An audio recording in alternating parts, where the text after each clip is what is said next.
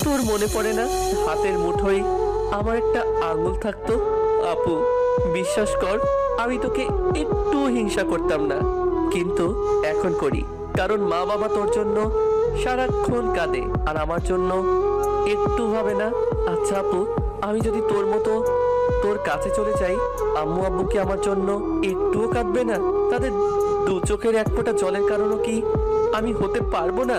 তারা কি আমাকে জড়িয়ে ধরে একটু কাঁদবে না? বলবে না কেন চলে গেলি? আকাশের ওই তারাটাও হয়তো আমাকে দেখে কাঁদছে, আর বলছে, কাঁদবে রে ভাই, খুব কাঁদবে। ওই ঘটনার পর আব্বু আর আমার মুখের দিকে তাকায়নি, আমার কারোর সাথে কথা বলা বন্ধ করে দেয়।